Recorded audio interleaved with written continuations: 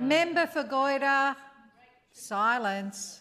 Madam Speaker, my question is to the Minister for Trade, Business and Asian Relations. I would appreciate being able to hear the answer on this one. Minister, the Northern Territory's economy was going backwards under the last 8 years of a Labor government. As highlighted today in this place, the CLP restored the Asian relations portfolio to government to emphasise the importance we place on increasing trade and investment activity across the region. As part of the CLP's government's plan to rebuild the economy, can you inform the House of the importance of re-engaging with our Asian neighbours and, in particular, the importance of progressing the historic Memorandum of Understanding signed with Indonesia around critical minerals and strategic material supply chains? Minister for Trade, Business and Asian Relations, and you will be heard in silence. Oh, thank you, Madam Speaker. Much appreciated. And thank you to the member for Goyder for your question. I know how important growing our economy is to you and your electorate.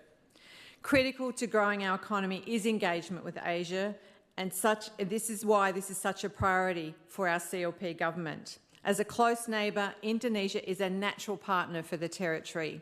It was for this reason I signed a Critical Minerals and Strategic Materials Supply Chain Memorandum of Understanding, the first of its kind between Indonesia and any sub-national Australian jurisdiction, with Indonesia at the Australian Business Council the Australia-Indonesia Business Council Conference in Sydney last year.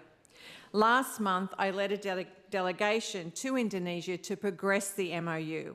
I met with Indonesia's Vice Minister for Foreign Affairs as well as the head of the Indonesian Ministry for Minerals and Resources. These are big players, not junior staffers wheeled out as a courtesy. In a time of geopolitical uncertainty, our friends and neighbours are looking for trusted partners, and we are Indonesia's trusted partner. This MOU matters to Indonesia. We've agreed with the Indonesian government that we will establish a bilateral working group to take the MOU forward and make sure it is actioned and not relegated to a box in a cupboard in some government department.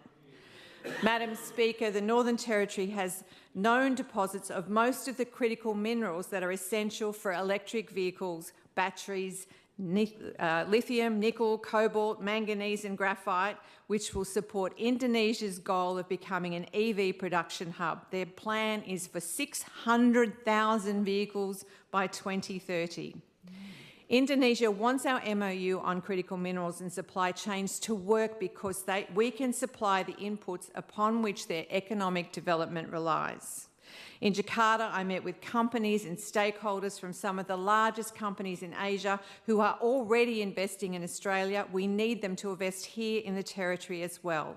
We're expecting many of the companies we spoke to visit us sometime in the next few months as part of a delegation. The rapid growth of the Indonesian economy presents opportunities for mutual benefits in both our regions. The team at the Department of Trade, Business and Asian Relations and our CLP government are committed to working on partnerships with our Asian neighbours and Indonesia, and this is an absolutely critical part of rebuilding the Territory's economy. There have been some who've come before in the business sector. There are some who are new to the Territory. Every single business that we met with wants more information and to better understand what our government can offer and how good the business environment is here for them to invest in. Member for Johnston.